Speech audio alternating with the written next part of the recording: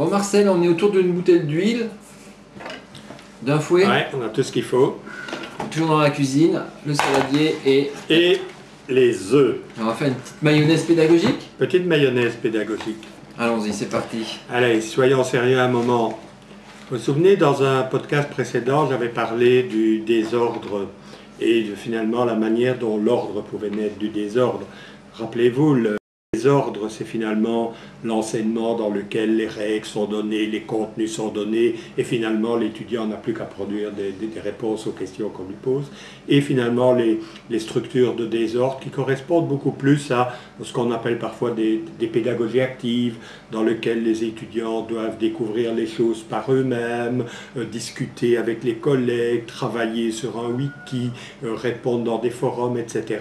Et j'avais dit dans ces dispositifs-là, c'est surtout le processus qui importe, c'est-à-dire la manière dont l'étudiant apprend, et finalement le produit il est là, mais il est là comme un signe de l'apprentissage. Alors, ce que je voulais dire dans ce podcast-ci, c'est un point sur lequel il faut faire relativement attention quand on parle d'enseignement à distance, c'est que les êtres humains n'apprennent pas tous de la même manière. On le sait bien, il y a des styles d'apprentissage différents. Il y a les styles d'apprentissage, par exemple, sérialistes et les styles d'apprentissage globalistes. Il y a les styles d'apprentissage où les gens veulent connaître les règles avant de pouvoir expérimenter, et les styles d'apprentissage dans lesquels laissez-moi expérimenter, je veux découvrir par moi-même. Et c'est là évidemment que nous avons parlé de la mayonnaise. Certains étudiants vont demander tout simplement d'avoir la recette de la mayonnaise, qu'on les fournisse les différents ingrédients, et ils vont essayer de faire la mayonnaise par eux-mêmes, bref, de découvrir comment ça marche. Certains styles d'apprentissage sont comme ça. Ils s'adaptent bien à des styles finalement incitatifs, proactifs, c'est-à-dire des styles où l'apprenant découvre par lui-même les règles de fonctionnement, il apprend de ses erreurs, ce qui est aussi un mode d'apprentissage. Il y a d'autres styles d'apprentissage et nous devons faire attention quand nous construisons des dispositifs pédagogiques dans lesquels les étudiants sont censés trouver les éléments pour apprendre. L'autre style d'apprentissage est un style d'apprentissage beaucoup plus sérialiste.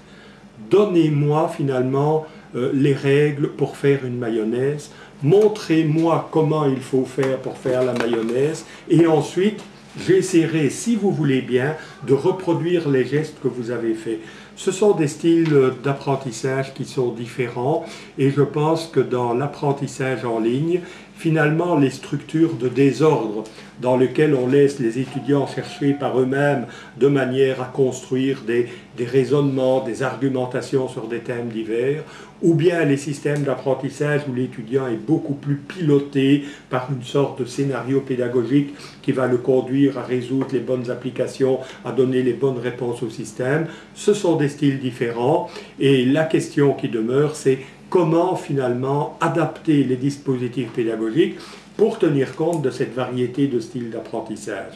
Encore une fois, ma réponse est un peu une réponse à la normande, c'est d'essayer de mélanger le mieux possible ces éléments de désordre, ces éléments d'ordre, ces éléments d'induction et ces éléments de déduction au sein de dispositifs dans lesquels chaque étudiant puisse s'y retrouver.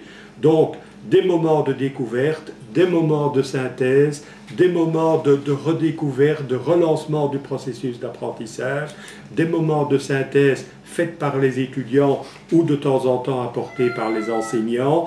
Je pense qu'une bonne pédagogie s'inspire d'un principe qui est très important, me semble-t-il, c'est le principe de variété. Voilà ce que je voulais dire à propos de ces styles d'apprentissage et de l'enseignement en ligne ou hors ligne finalement.